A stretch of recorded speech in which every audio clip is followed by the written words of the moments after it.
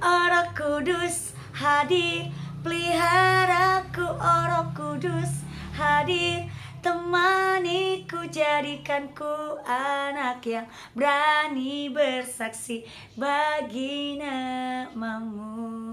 Shalom adik-adik semuanya, apa kabarnya? Pasti sehat dan luar biasa. Yeay. Selamat merayakan hari Pentakosta ya adik-adik. Hari dimana turunnya Roh Kudus. Nah, penasaran kan? Apa sih yang kakak pakai saat ini? Nah, adik-adik, ini adalah lambang dimana turunnya Roh Kudus, yaitu lidah-lidah api. Dimana hari ini juga kita memperingati hari turunnya Roh Kudus. Nah, hari ini kita mau bercerita nih, mendengarkan cerita firman Tuhan. Untuk itu, semuanya adik-adik yang akan mendengarkan firman Tuhan, mari kita berdoa. Ayo lipat tangannya semuanya. Mari kita berdoa. Tuhan Yesus, terima kasih untuk hari ini. Kami bersyukur Engkau baik bagi kami. Kami bisa ada sampai saat ini, itu hanya karena anugerah Tuhan. Tuhan Yesus, kami mau memberikan hati kami mau memberikan hidup kami, sehingga apapun nanti firman-Mu yang kami dengarkan, biarlah jadi berkat bagi kami semuanya. Terima kasih Tuhan Yesus, kami siap untuk mendengarkan firman Tuhan. Di dalam nama Yesus kami berdoa dan mengucap syukur. Amin.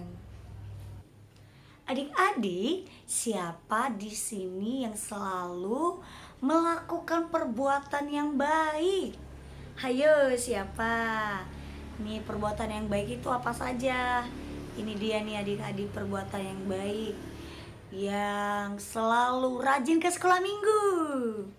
Wah, rajin baca Alkitab.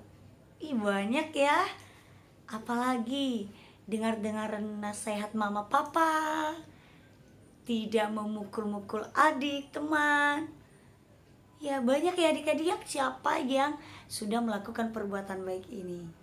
Wah, tepuk tangan dulu dong. Hebat-hebat semuanya ya. Pasti sudah melakukan perbuatan yang baik. Nah, kakak punya pertanyaan nih adik-adik. Adik-adik melakukan perbuatan baik ini untuk apa? Ayo. Semoga apa adik-adik? Semoga masuk surga. Semoga selamat, supaya kita diselamatkan, atau bagaimana? Nah, adik-adik, hari ini supaya adik-adik bisa tahu jawabannya dari pertanyaan kakak, yuk kakak mau ngajak semua kita untuk membaca firman Tuhan yang terambil dari Titus pasal 3 ayat 5. Sekali lagi, Titus pasal 3 ayat 5. Kita baca sama-sama ya adik-adik ya. Pada waktu itu dia telah menyelamatkan kita, bukan karena perbuatan baik yang telah kita lakukan, tetapi karena rahmat-Nya, oleh permandian kelahiran kembali dan oleh pembaharuan yang dikerjakan oleh Roh Kudus. Adik-adik, hari ini firman Tuhan mengingatkan kita kembali bahwa perbuatan baik yang kita lakukan tadi, contohnya apa tadi? Rajin ke sekolah minggu, baca firman Tuhan, tidak nakal, tidak bandel, semuanya perbuatannya baik. Tidak untuk masuk surga, atau tidak untuk mendapatkan hidup yang kekal, atau supaya kita selamat. Oh, saya berbuat baik seperti contoh-contoh tadi. Rupanya adik-adik, keselamatan hanya diberikan oleh Tuhan kita saja. Nah, adik-adik masih ingat di mana kita merayakannya, yaitu Jumat Agung? Ya, betul sekali, itu adalah ketika Yesus disalibkan. Nah, adik-adik, ketika Yesus disalibkan, maka genaplah adik-adik bahwa kita, ketika Yesus mati di atas kayu salib, kita sudah diselamatkan. Hanya karena siapa? Yesus. Karena Allah kita adik-adik. Berarti sekarang keselamatan sudah kita terima dong. Betul adik-adik. Keselamatan sudah kita dapatkan hanya karena anugerah Tuhan. Hanya karena rahmat-Nya adik-adik. Nggak boleh ditambah lagi. Oh, saya harus berbuat baik lagi. Tidak. Atau adik-adik mungkin berpikir begini, Oh berarti saya harus berbuat baik lagi ya supaya saya bisa masuk surga untuk mendapatkan keselamatan. Tidak adik-adik, Tuhan Yesus sudah memberikan kita keselamatan. Kita hidup sampai saat ini, kita selamat sampai saat ini, itu hanya karena anugerah Tuhan, berkat Tuhan, rahmat Tuhan dalam hidup kita. Nah mungkin kalian berpikir, oh berarti saya sudah diselamatkan dong. Sudah, karena kita sudah percaya sama Tuhan Yesus. Yang percaya kepada Tuhan Yesus berarti sudah diselamatkan ya. Nah berarti Kak, perbuatan baik tadi itu kita lakukan nggak ya? Atau nggak usah lagi ya? Kan kita sudah diselamatkan. Nah adik-adik, perbuatan baik tetap kita lakukan. Tapi untuk apa ya Kak? Untuk mengucap syukur. Anak-anak kalau sudah percaya sama Tuhan Yesus pasti akan berbuat baik. Kenapa? Kan dia sudah diselamatkan, sudah percaya Yesus, menjadi anak-anak Tuhan Yesus dong. Berarti di setiap kehidupannya, apapun yang dia lakukan pasti menyenangkan hati Tuhan. Berarti kewajiban kita sebagai anak-anak Tuhan Yesus harus melakukan perbuatan baik. Tapi bukan untuk kita supaya selamat ya, bukan, tapi untuk menyenangkan hati Tuhan, untuk bersyukur untuk setiap anugerah Tuhan, rahmat yang sudah Dia berikan kepada kita. Nah adik-adik, jangan nanti berpikir ya, aduh Kak, berarti untuk menyenangkan hati Tuhan ya, tapi kan kita ini ada hidup di dunia ya, berarti banyak tantangan yang kita hadapi ketika kita hidup di dunia ini. Betul adik-adik, ada yang menggoda kita untuk tidak berbuat baik. Tapi jangan ragu adik-adik, semua perbuatan baik kita untuk menyenangkan hati Tuhan, Roh Kudus pasti bekerja. Hari ini juga kita memperingati hari turunnya Roh Kudus. Tuhan Yesus yang kita rayakan memperingati kenaikannya pada 10 hari yang lalu, naik ke surga. Tuhan tidak meninggalkan kita. Ada Roh Kudus yang menolong kita.